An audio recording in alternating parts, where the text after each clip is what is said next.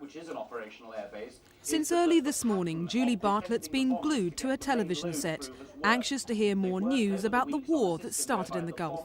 Her boyfriend Chris, who's a Grenadier Guard in the Queen's Company, is among the frontline troops out in the desert.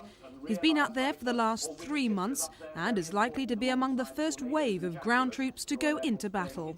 I just hope that it's going to be over quickly and it's not going to be drawn out. Obviously, reading all the newspapers recently, there's so many varied stories of what's going to happen. Very unsure of the actual ground troops, and that's what worries me, basically. Julie, at home with her 8-month-old son Perry, is now busily writing to Chris, just wishing he'll be home soon. Living on tenterhooks and just watching the television all the time, praying and hoping. With the tension building every hour, one mother from Burnt Oak in North London, whose son is in the war zone, has decided to set up a telephone hotline for worried mums. It was a move sparked by lack of understanding. So you think to yourself, you don't know how I feel, you haven't got a boy out there, nobody can know how I feel. I've never felt like this in my life before. But it's not just the mothers and wives who are fearful of the continuing hostilities. This father from Stevenage in Hertfordshire has 4 sons serving in the Navy, 2 in the Gulf, 1 on standby, another is in the reserves. I pray to God, and I know my friends do, you know, that none of their sons are the ones that's fatal.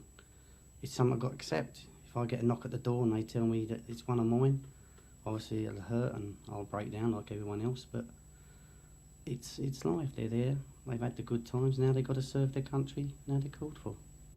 Mr Wallace's neighbours have been sent this video message from their son Danny. I'm well gutted. I just want to come home now, and basically I love you, and I love all of you. I just can't wait to be home and be with you all again. Meanwhile, at the Special Gulf Support Centre in Aldershot, set up by the Soldiers, Sailors and Airmen's Families Association, it's been a hectic day. Ever since war was announced in the Gulf, the phones here haven't stopped ringing. 4 lines have been completely inundated with relatives wanting to find out more information. There's a mixture, obviously, the people who are continuing to offer help, and there are an element of people now who are fairly anxious and naturally want to be reassured.